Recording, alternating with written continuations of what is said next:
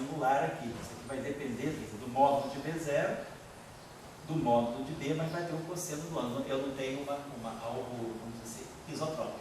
Então deve ter uma anisotropia, vai depender um pouco do ângulo da onda, quer dizer, a onda eletromagnética, né, ela deve ter esse ângulo de inclinação da onda propagante em relação ao campo magnético fixo do laboratório. Vamos dizer que a gente mande a onda nessa direção, né, ela vai se propagar nessa direção.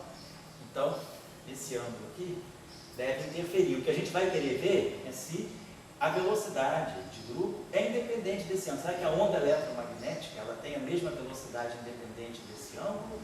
Ou a gente pode ter esse fenômeno que é um fenômeno de dispersão? Quer dizer, esse ângulo aqui vai influenciar na própria velocidade de grupo. Então, essa anisotropia é que pode ser interessante. Tá? Vou colocar assim. Então, só retomar para cá, a gente dá uma paradinha.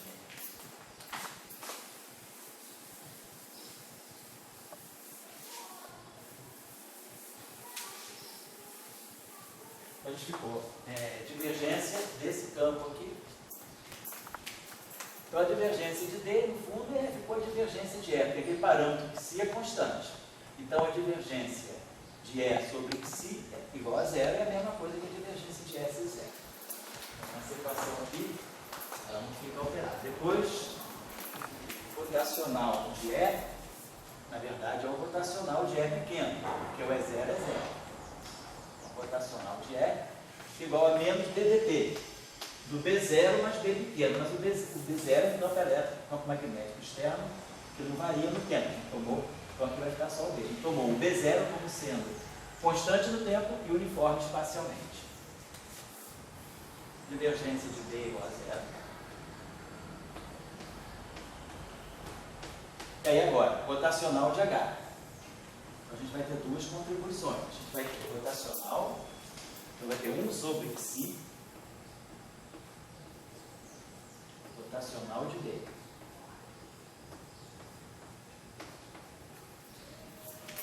Menos P0, menos, vou botar aqui, C, constante, P0, escalar P, vou botar o seguinte, vou botar o seguinte, rotacional. 1 sobre raiz de 2, π ao quadrado.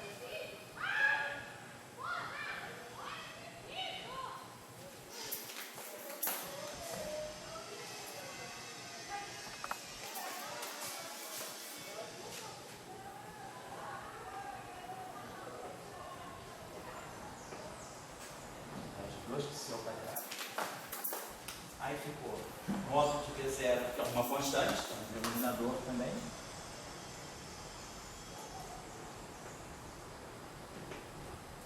Agora eu vou ficar com rotacional, que eu tenho que ter cuidado. Que vai ser rotacional. Claro que o B0 é constante, mas eu vou ter rotacional de um vetor vezes esse objeto aqui. É rotacional de constante, rotacional de B0. O vetor B0 escalar B.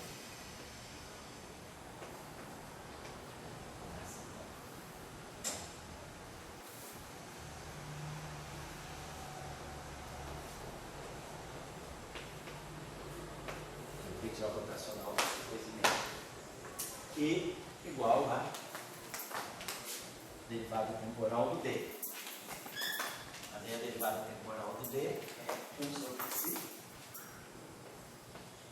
Derivada temporal do E. Então a gente pode, vamos multiplicar toda a última equação por psi, que elimina esse psi aqui. Aqui esse quadrado desaparece. E aqui elimina esse C. Então, ficamos com essas equações. Então, essas equações são a linearização desse problema não linear em presença de um campo magnético externo uniforme constante no tempo e campo elétrico externo zero. Então, o que a gente tem que ver agora é olhar um pouco a discussão da velocidade de grupo. Estudar, por exemplo, de refrigerância. Aqui eu vou deixar uma tarefa para quem quiser fazer o seguinte: antes de de eu fazer a linearização, tarefa. Não é uma tarefa tão trivial, mas que dá para vocês pensarem. E, eventualmente, assim, se desenvolver, isso pode dar origem a um trabalho. Que é, a pergunta é, essa eletrodinâmica, que aqui ela está completa, sem aproximação nenhuma. Pergunta, essa eletrodinâmica poderia ser compatível com a existência de monopolos magnéticos? Ou seja, pode ser introduzido monopolo magnético, essas equações, né? Então, essas equações antes da linearização, as equações originais, né? Então, a pergunta é, essas equações são compatíveis, né?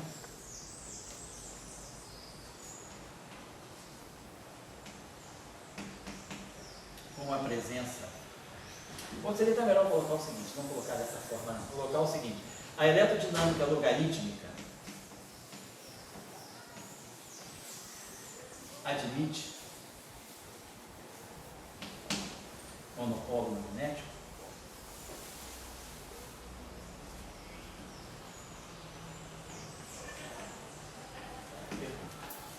Então, a partir dessas equações integrais, não da linearizada. Tá? Então, fica essa tarefa aí para quem quiser pensar um pouquinho. Aqui, então, nós temos as equações, vamos dizer assim, em forma linearizada. Então, são as equações de Maxwell para o campo, para a perturbação que se propaga, como se fosse um laser, com esses campinhos aqui. E nós, o que nós fizemos? Nós estamos trabalhando nessa aproximação. Quer dizer, esse campo é e esse campo B, eles são muito menores, né, do que esse campo magnético externo, que por sua vez é muito menor do que o parâmetro. Então nós temos um campo muito intenso, por exemplo, esse campo aqui magnético, um campo magnético muito intenso, crítico, da faixa de 10 a 9 Tesla. Então, que é aquele campo magnético crítico da eletrodinâmica. O campo magnético crítico, ele é a massa do elétron ao quadrado, velocidade da luz ao quadrado, é H cortado. Esse é o chamado campo magnético crítico de Schwinger. E esse campo aqui está na faixa dos 10 a 9 Tesla, que é o campo típico de estrelas de Neo, vocês conhecem, né? Estrelas magnetárias, né? São campos de 10 a 13 Gauss, né? Então 10 a 9 Tesla. Esse campo magnético aqui pode ser um campo magnético muito intenso no laboratório. Então, esse campo magnético aqui pode ser da ordem desse campo crítico. Esse campo aqui é um campo magnético intenso de laboratório, pode ser da ordem, sei lá, de 10 a... No LHC, por exemplo, esse campo aqui é na faixa de 10 Tesla, que é muito menor.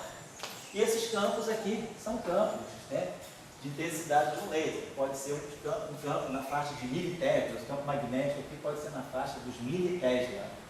Então, a gente tem situações claras, reais, né, onde essa aproximação aqui é boa. É uma aproximação, vamos dizer assim, sensata do ponto de vista experimental. No caso, não, se a gente pegar a onda luminosa, né, a luz que vem do Sol, no caso da luz que vem do Sol, se eu não me engano, o campo magnético está na faixa de uns 500 militesla.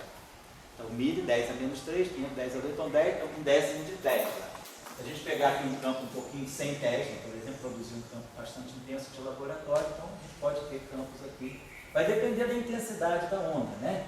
Se for um laser muito intenso, claro que esses campinhos aqui não vão ser tão fracos, e aí a aproximação pode cair por terra. Eu estou pensando em campos não... lasers, né? ou sondas eletromagnéticas com campos que não têm altíssima intensidade, porque a gente tem que manter, quer dizer, tudo que nós estamos fazendo, todo o nosso desenvolvimento, ele é compatível com essa cadeia de aproximações, com essas 3 escalas: a escala dos campos que se propagam, a escala do campo externo e a escala de corte. Então tá legal, só isso que a gente tem que respeitar. E aí a gente vai depois trabalhar essas equações aqui. Vou dar um intervalinho, são 20 para as 6, a gente dá um intervalinho de 15 minutos até 5 para as 6, tá? E hoje eu devo isso até as 7 horas, não devo ir até as 8, tá? Porque o Dória não veio, ele pediu para dar uma aula mais curta, a gente queria discutir umas coisas que ele não veio. Então, agora, semana que vem, eu tenho problema, porque dia 10 é quinta, eu tenho que ir para Quixadá. Você é Campina Grande, né? Quixadá é Ceará. Aí eu fico lá dia quarta-feira, né? O feriado é dia 12, sexta, eu volto no dia 12. Então, quinta não vai ter aula. Aí eu vou ver, nessa semana, eu vejo se, de repente, eu boto aula no dia 13, que é sábado, a gente faz uma aula de reposição no sábado, tá? Mas aí eu acho que até lá o professor global vai estar funcionando, e aí a aula gravada fica disponibilizada, tá bom? Eu acho que algo aqui, quer dizer, nós temos com essa aula de hoje, são 4 aulas minhas, amanhã vai ser a 4ª aula do Léo também, não vai? Aí tem essas 4 aulas do Léo minhas para colocar no professor global depois, né? Então tá bom, vamos dar um intervalinho de 15 minutos, tá?